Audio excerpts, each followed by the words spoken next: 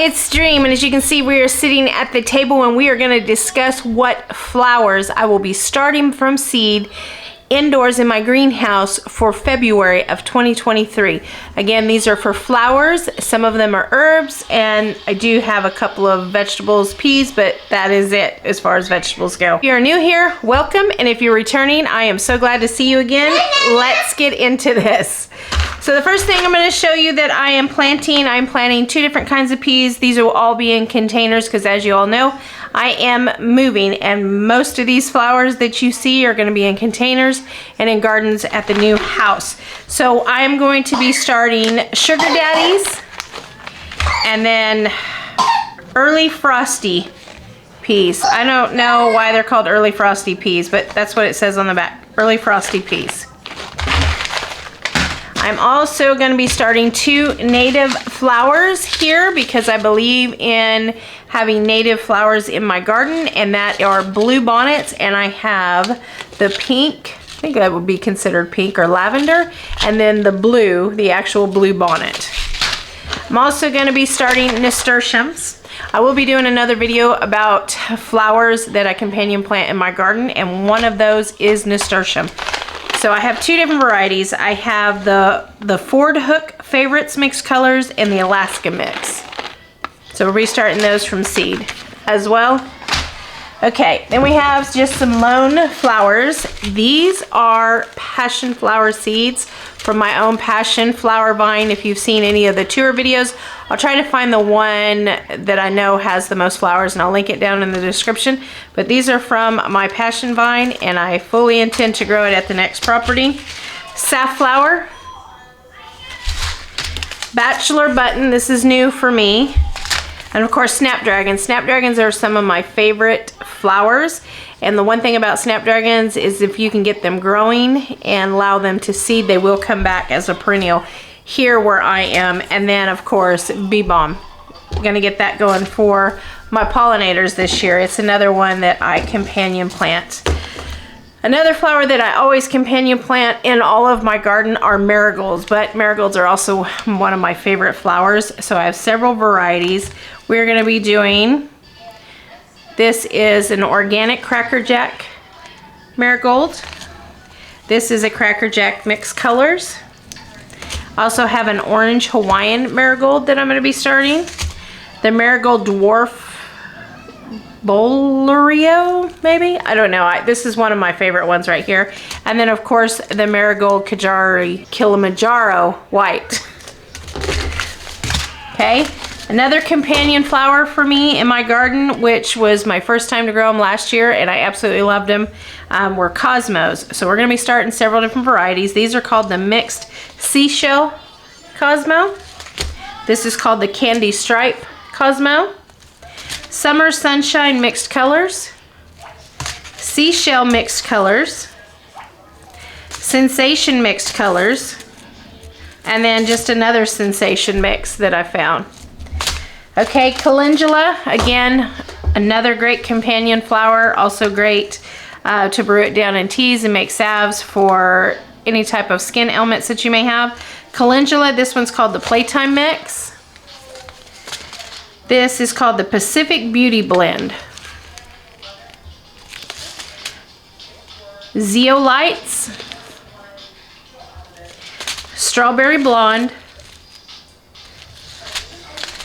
and then for herbs, we're going to be starting several. Most of these are municipal herbs. Some of them will be considered companion planting, like the borage or borage. Tomato, people, you say it however you want. I say borage. Some people say barrage. So this is Yarrow Colorado Blend. Great for headaches, for those of you who might suffer from headaches. Chamomile, this is the German chamomile. And then this is a new one that I found. One of the things that I like to concentrate when I'm doing a lot of my content is for those who only can garden in containers. And this is a container chamomile that I just found last night. And of course, I'm going to be starting more cardinal basil. This one is True Greek Oregano. We have Chivrel. I probably should have started this last month, but I just got it. Chivrel. And then I have the borage. I have the purple. and the white. Okay, so here comes two more that are brand new to me. I just found these the other day at Home Depot. I liked how they looked, and I thought, you know what, I'm gonna try because it says you plant them once and they come back year after year, and they're called a Papaver Oriental Mix. I might be saying that wrong, but there are 3 bulbs in each one of these, and I got 2 of them. So I'm gonna be planting those and getting those started. And then here comes the big ones, because I fell in love with zinnias last year. I had zinnias everywhere, and it didn't matter how hot it got here. They just kept coming and coming and coming. And if you're in Texas, you know what droughts we suffered through. So I have a lot of varieties of zinnias. Now, when I start these, I'm only gonna start 1 or 2 seeds of each one because there are a lot.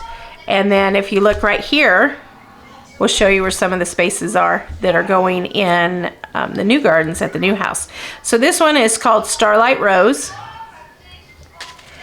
This is the Thumbelina Mix. Oh, this is a zinnia. This is called a Thumbelina Mix. This one doesn't have a picture, but I'll try and find a picture and put it up here. It is the Giant Lime Zinnia from Johnny's. This one's called Burperina Giants. This one's called Red Beauty. There's a lot of them in my hands. We have Giant Double Flowered Canary Bird. Candy Cane. This is one of my favorites. This one is stunning. I have another one that's even more of my favorites than that one. This one's called the Giant Double Mixed Color. Giant Double Scarlet Flame. Look at the color on that. Zinnia Oklahoma Mixed Colors. Giant Cactus Flowered Mixed Colors. This one, of all the zinnias that I grew last year, just because I like things that look more wild than more structured, and that is the Giant Cactus Zinnia. And the Lilliput Mixed Colors. We have the Giant Double Enchantress. And if y'all are growing flowers this year and you're starting them, let me know what you're starting down in the comments. I would love to hear what y'all are starting. Zinnia, this one is the Giant Double Flowered Lavender. Giant Doubled Violet Queen.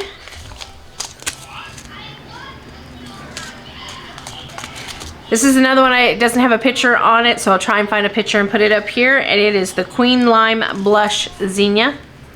These were another one that I absolutely fell in love with last year. This one is called the Giants of California Mixed Colors. Forecast Mixed Colors. A little different shape, not so structured, more daisy-like. And then these last 3 don't have pictures, and I'll try and put pictures up so you guys can see what they look like. And it is the Queen Lime Orange, the Giant Purple Zinnia, and Lime with Blush Zinnia.